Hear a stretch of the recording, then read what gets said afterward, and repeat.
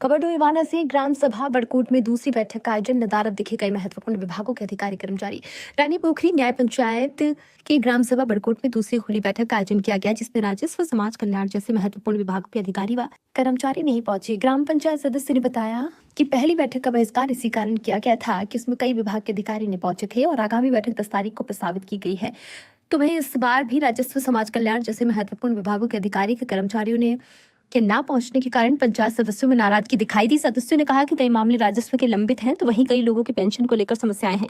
विभागीय अधिकारियों के ना पहुंचने से वो सब कार्य लंबित हैं। वहीं ग्राम प्रधान दीक्षा भट्ट ने बताया है कि सभी विभागों को सूचना दी गई, पर कुछ विभागों के कर्मचारी अधिकारी नहीं पहुंचे जो विभाग में मौजूद है। उनके द्वारा समस्याओं पर सुनवाई की जा रही है। बिजली, पानी, सड़क, सिंचाई की समस्या को लेकर लोगों के। मेरा नाम मनोज रावत है और मैं इस ग्राम सभा का एक सदस्य हूँ। और पिछली बार भी ये बैठक हुई थी ग्राम पंचायत की, तो उसमें भी कोरम पूरा नहीं हुआ था और हमने उस बैठक का बहिष्कार किया था। हमने कहा था कि पहले आप विभागीय अधिकारियों को बुलाएं, कोई भी जन समस्या है हम अपनी विभागीय अधिकारियों के सामने रखेंगे, तभी तो उसका सॉल्यूशन निकलेगा। तो पिछली बार इन्होंने कहा था कि हम सभी विभागीय अधिकारियों को बुलाएंगे और ये डिसाइड हुआ था कि आज 10 तारीख को फिर से बैठक की जाएगी। लेकिन आज जो बैठक हुई फिर भी उसमें विभागीय अधिकारी नहीं है। अभी हमारा राजस्व से संबंधित सवाल है। हमारी बहुत ग्राम सभा की यहाँ पर लैंड पड़ी हुई है, बिल्कुल हाईवे से लगी हुई है, जो हमें पता है कि ये हमारी ग्राम सभा की लैंड है। और इसमें अगर हम ग्राम सभा के माध्यम से 4 दीवारी कर देते और उसमें कॉमर्शियल एक्टिविटीज़ करते तो कल हमारे ग्राम पंचायत की इनकम होती।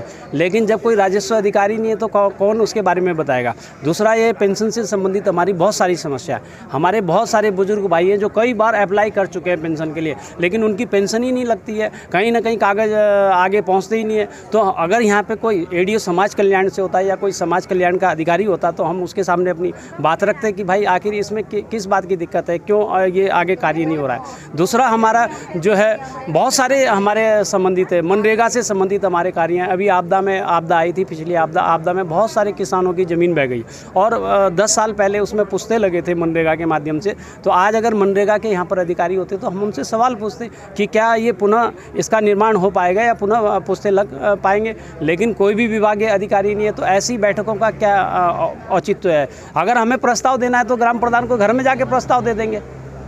तो ये सदस्य हैं पंचायत के, उनका आरोप है कि कई अधिकारी भी यहाँ पर मौजूद हैं। हमारे द्वारा सभी अधिकारियों को ज्ञापन दिया गया था, बट कुछ समस्या होने के कारण वो नहीं पहुँच पाए। लेकिन अब प्रस्ताव तो हमारे पास मेनली वही हैं, सिंचाई से रिलेटेड और नहरें हैं, सड़कें हैं, बिजली पानी है, वही आई है प्रस्ताव। तो उसी के भाई गौशाला के लिए आया है, वही सब आए।